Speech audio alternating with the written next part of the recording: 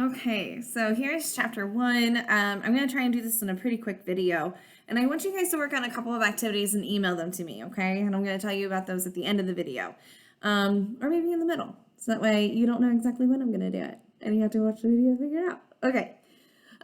So here's chapter 1, Introduction to Human Behavior in the Social Environment.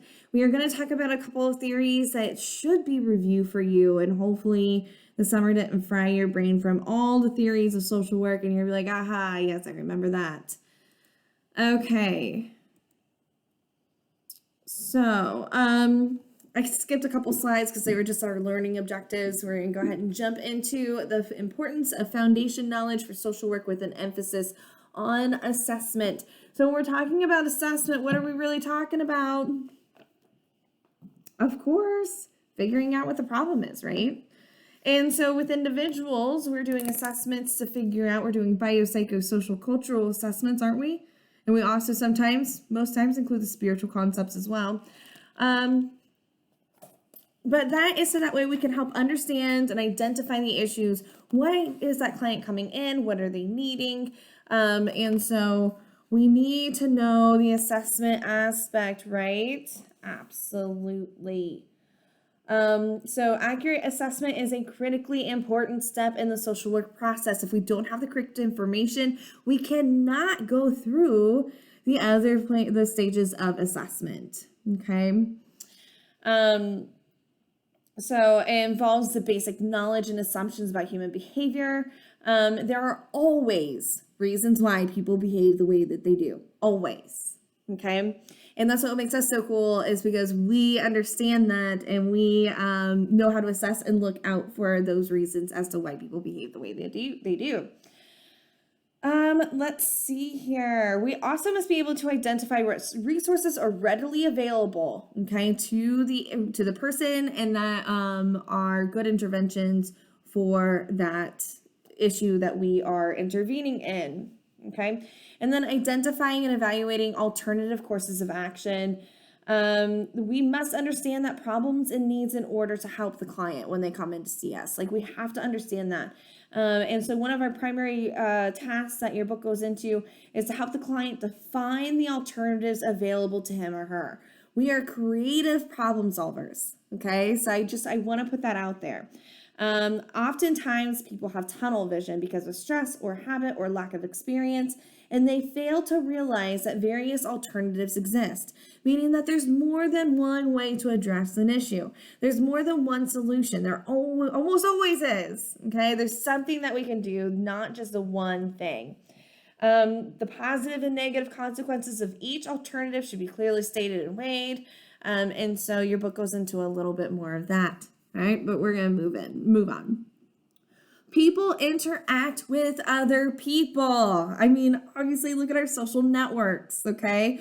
Our friends, our family, our colleagues, our peers, your professors and stuff like that. We all interact with other people. We also interact with organizations. For example, you're interacting with an organization right now with the University of Rio Grande, okay? There's also social services agencies, schools, all kinds of different organizations that you may interact with. Small groups such as families, colleagues, people in the workplace. I mean, all kinds of different groups that maybe you're involved in 4-H, or you used to be involved in 4-H. Maybe you have children and they're involved in 4-H, and that's a group, okay? So social work targets not only how individuals behave, but also how these other systems and people affect each other. And that smells a lot like what theory?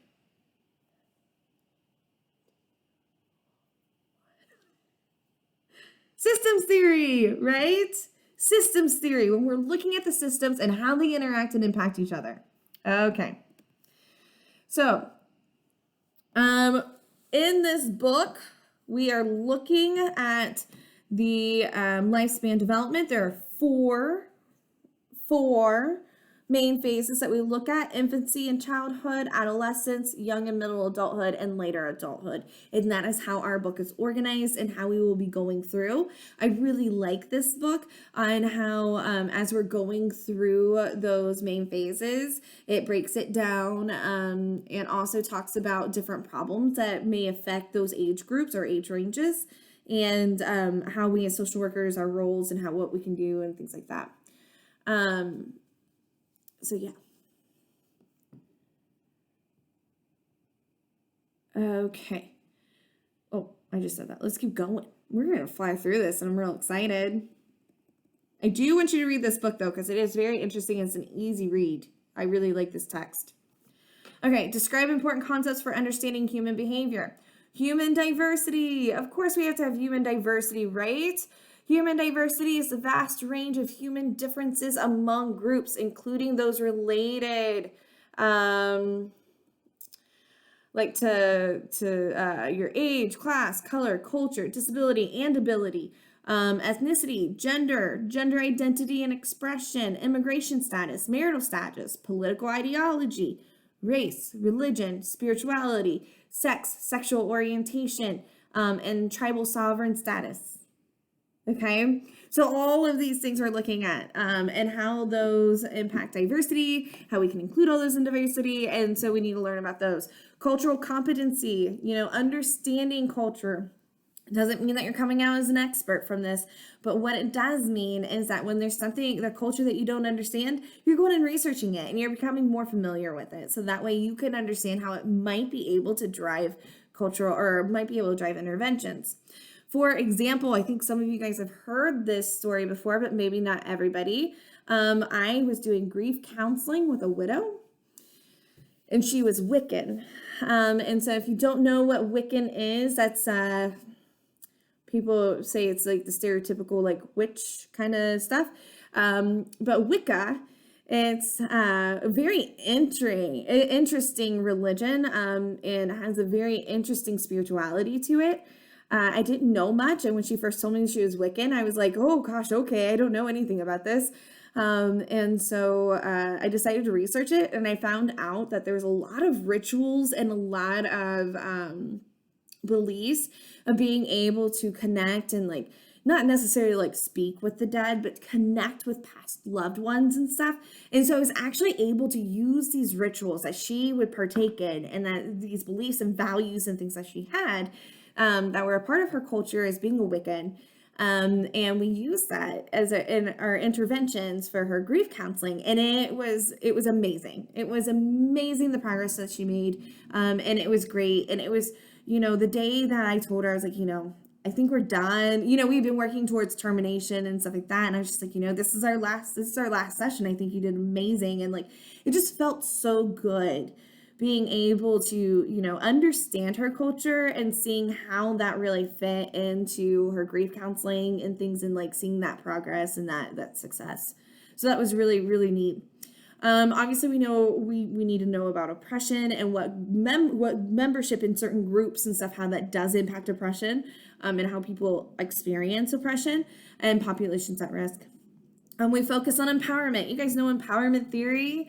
The strengths perspective and resiliency, critical thinking about ethical issues. Yes, we got to talk about ethics, okay? And we talk about our ethics in social work at the international level, like universal human rights, okay, and social justice issues. Application of values and ethics to our biopsychosocial assessments. Okay, social workers must be aware of human differences and the effects they have on human behavior.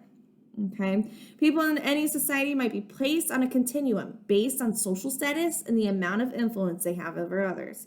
People who experience discrimination and oppression might be on one end of the continuum, whereas people who do not face that and are actually elevated in power and access to resources would be on the other one. And then we can see people, all the way throughout, okay, in this continuum. And you can move up and down that continuum based on your socioeconomic status. Okay. I'm trying to think if I want to add it. Okay. So our strengths perspective, every individual, group, family, and community has strengths. Right? And we want to point out strengths, because if we sit there and point out weaknesses or gaps or whatever, like that's not very motivating, right? I mean, if I looked at this class, which of course I know most of you, some of you guys I don't, but if I went to you and was like, guys, you are not studying, You are failing every exam and you are just disappointing me. Like, you guys would hate me and not like my classes. But if I come at you and say, guys, you know, you do really well in class and things like that, but I'm seeing some issues with our test taking. Like, you know, what's going on? Can we talk about it? You know, let's try and figure out some kind of solution. You know, way better, right? And there's no blaming or judgment or anything like that. So we want to look at the strengths. And I highlighted a strength because I said, guys, you do really good in class. Okay? All right. So we want to look at strengths because strengths can lead into our interventions, which can be really great interventions. Okay? Trauma and abuse, illness and struggle may be injurious, but they may also be sources of challenge and opportunity. Okay, we can challenge each other to progress. Okay, and so we can use those to help move past some issues. Assume that you do not know the upper limits of the capacity to grow and change and take. Okay, so we're just not going to sit there. I mean, of course, we have to make realistic goals, but we also don't want to sit here and inhibit our clients from progressing further because we don't think that they can. For example, I had a client who was diagnosed with agoraphobia. I don't know if I completely agreed with that, but she did experience extreme high anxiety when going out in public. Most times I had to go to her house to do some counseling and stuff with her. I took her to the stores and things. And actually that was a big part of her interventions because she wouldn't go to the stores. In fact, we started out in the parking lots. Because she would be too afraid to go in because of people judging her. And so we would literally sit in the parking lot and employ some coping skills and things like that. She wanted to get her driver's license. She was getting in trouble at school for truancy because she wasn't taking her kids to school because they would miss the bus and then she would get too anxious to take them. And like I said, she didn't drive because she was too anxious to drive. And so, you know, she wanted to get her driver's license, but I was like, I just don't know. I don't know if she's going to be able to do this. And she proved me wrong, which is freaking awesome. But you know, we worked up and we worked up and we worked up. And like, you know, if she had a goal, I was always supportive and stuff for her. But I just didn't think that that was going to happen for her to get her driver's license and like really move on to this independent status. And she really did. It was amazing. There's another story that kind of falls into this as well. Now, this is not a client. I was told this story, and I don't know how true the story is or not, but we'll see. So working in behavioral health, this clinician had a client who was diagnosed with schizophrenia. He would not take his medications like he was supposed to, so he often dealt with psychosis and these different episodes and things like that. Wouldn't follow through treatment and things, and just wasn't, I don't want to say not compliant because that doesn't sound like a strength, that sounds more like a weakness, but just, you know, it was really difficult to try and get him in structure and things like that. But he kept saying he wanted a dog, and the clinician kept telling him, like, you've got to get your stuff together because if you can't take care of yourself, how are you going to take care of a dog? And so they kept going on and on and on about this. Well, eventually this guy, we'll call him Joe. Eventually Joe starts coming to his appointments and like is consistent in coming to his appointments. And then Joe is consistent with taking his medications. And Joe's doing like really freaking good. And so the clinician stops and asks him like, hey, Joe, what's going on? Like, you're doing so great. And he goes, oh, I went and got a dog. And he goes, you know, I realized after I got the dog that I had to take care of myself because if I'm in the hospital or not feeling great and I can't take care of myself, then I can't take care of this dog. So in order to take care of the dog, I got to take care of myself. And so I just always thought that story was so cool. So we cannot assume that we know the upper limits of the capacity to grow and change. And then every environment is full of resources. We just have to find them. Sometimes it can be difficult to identify, you know, a great resource within an environment, but they're there. We can find them. Okay, I'm going to keep going. All right. So we employ a conceptual framework for understanding human behavior in the social environment, like ecosystems theory. Ecosystems theory is a systems theory used to describe and analyze people and other living systems and their transactions. It offers a framework for viewing human behavior that incorporates concept from systems theory and the ecological perspective and provides this book's theoretical orientation. Relevant systems theory concepts include system, boundaries, subsystem, homeostasis, role, relationship, input, output. That's where the energy is going in and out, okay? Feedback, interface, differentiation, entropy, negative entropy, and equifinality. Pertinent concepts from the ecological perspective include social environment, transactions, energy, interface, adaptation, coping, and interdependence. Whoa, right? There's a lot of key terms just with ecological or the ecosystems perspective. I think your book defines every single one of those. I highly suggest doing that because when we come back, we're going to hit it a little bit harder.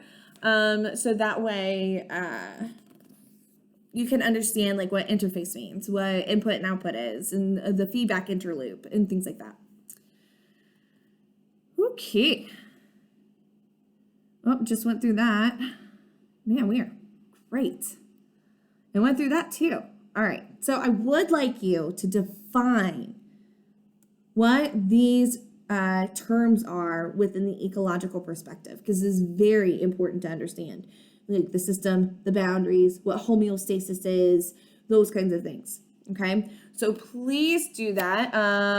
They are, let's see here.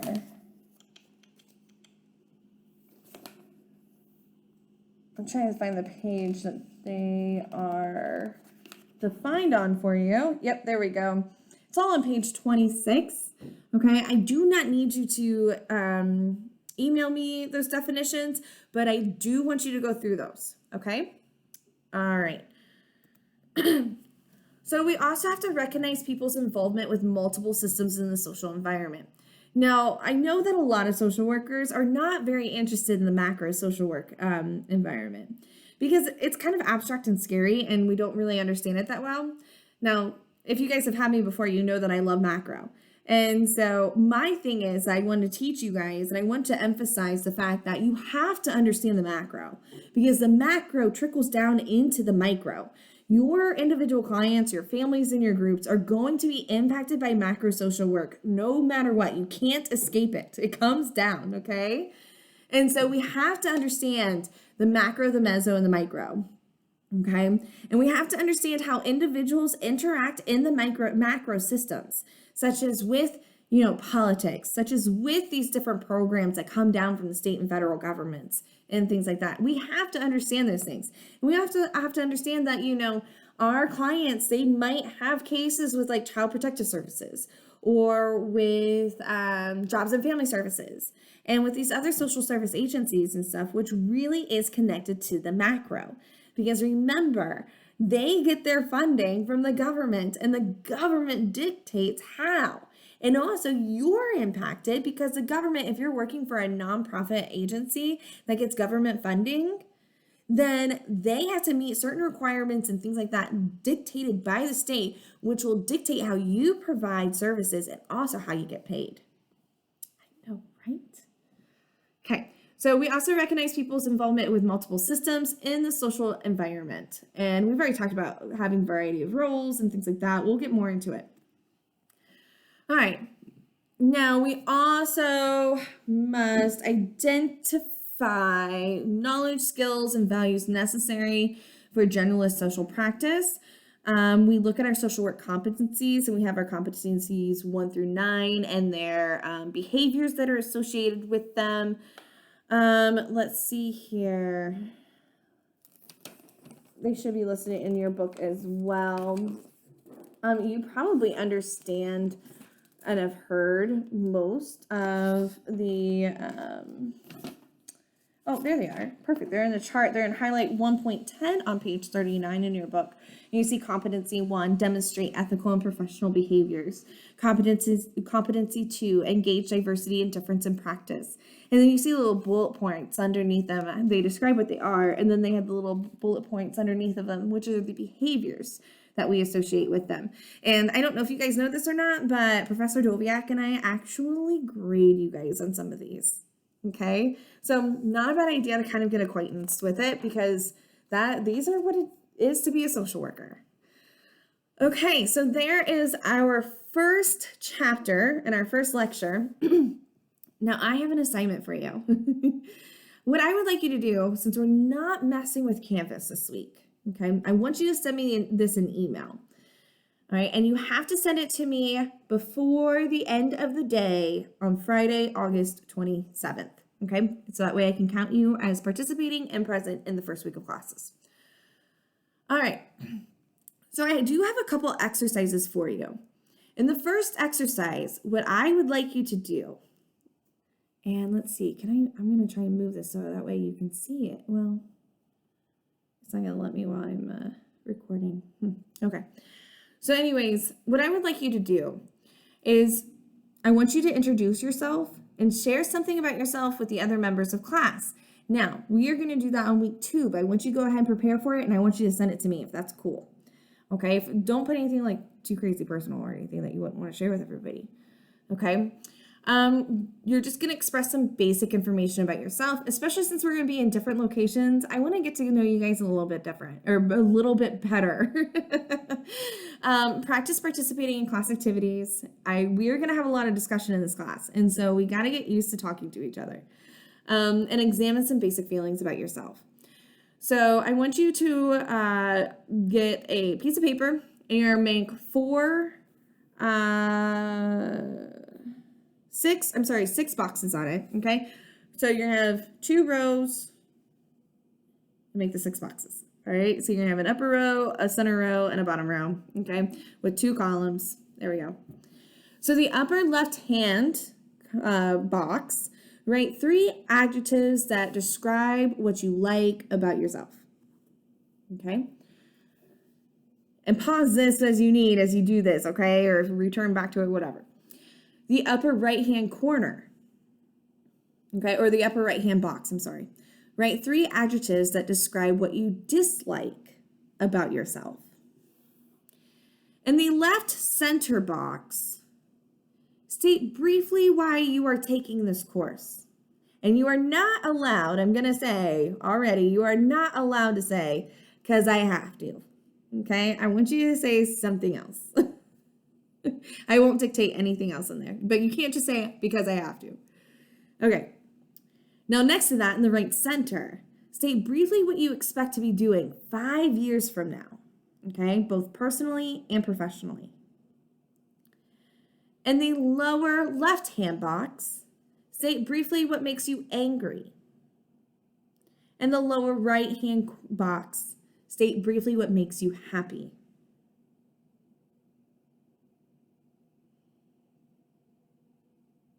Okay? All right. And then, let's see here. Yeah, let's do that, okay? So that is activity number 1, okay? Activity number 2. This really is going to make you look at your human behavior and development, you know, coming through in the life and how your perspectives and experiences have shaped you. In this exercise, you are asked to create a symbolic representation of major positive and negative events in your life.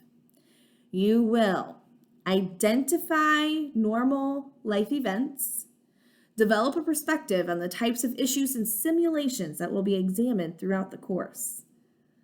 Examine the effects of various life events and relate them to the ways that similar life events may affect clients. Okay? Now, you will learn in this course that we, as our society, as we age, we expect to experience certain things at a certain age. We expect certain people and certain groups to do certain things and stuff like that. Just like, you know, we expect people to get married at a certain age.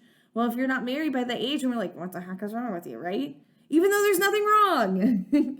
But that is a life event that is pretty normal in our society. Just like with going to school and moving out of your parents' house when you turn 18 and you graduate from high school. Okay, that's part of our society. It's part of our culture. It's something that we expect. All right, so I want you to think about these things. Okay, take a few minutes to reflect on the most memorable occasions in your life. Think about the most positive happenings. These may include happy occasions, special activities, awards, achievements, special relationships, or graduations. Then focus on some of the major negative happenings. These may include illnesses, deaths, accidents, job losses, or significant disappointments. I want you to write about these, because then we're probably, when we come back in week 2, going to break up into groups and discuss these with each other, okay? Because what you're going to do is, as you're going through these events and things like that, you're going to kind of see that there is some common themes, okay? And I want us to look into those common themes, okay? But as you're waiting to do that, I want you to create a symbolic picture of your life. Incorporate the major positive and negative happenings. Anything you feel is too personal to share should be either excluded from the life picture or stated in vague general terms. You may be as creative as you like in illustrating your life. Examples of different types of formats include a line or a bar graph illustrating various highs and lows, a fan that is divided into different life stages and has different colors that portray positive and negative times, a piano keyboard on which the white keys reflect positive times and the dark keys refer to negative ones, and a time chart with magazine cutouts to emphasize various life events, however you want to portray that, okay? Of course, I'm not evaluating this or, evaluating your artistry or anything else, but it's going to be kind of neat to come in and see, where you guys are at, because this is going to help you become insightful to yourselves and your own life perspectives, and then also let you see how the class is. And it's going to be interesting, if we have different age groups and different membership in different generations and things, how this is going to look. But it's going to be really interesting, I think, for us. And it'll be interesting to see if there's differences, if like people are from here or if people are from other places and things like that too. But it'll be really interesting for us to see as we as an age group and certain age groups and stuff where they experience these types of things. Okay. And then that's going to be helpful for you as we start looking into human behavior in the social environment and how that influences us and our behaviors. And also, the things that your clients and stuff might be going through. Okay. So those are the 2 things I'm going to ask you to do. I need you to email me and let me know that you read these videos and that you do know what you're doing for these the activities, okay? And any questions that you may have. But I do need you to email me and tell me that you watched the videos, you know what the assignments are, and you know that you're coming back August 30th, okay? So, in fact, just email me and say, I will see you August 30th in class, person to person, or through the technology because of the MLS, where we're multi-location. All right, let me know that you understand that we will see each other on August 30th. Okay, you guys have a really good first week. Happy learning. Please know that I am available all week, even though I'm not on campus. You can always email me, cruggles@rio.edu.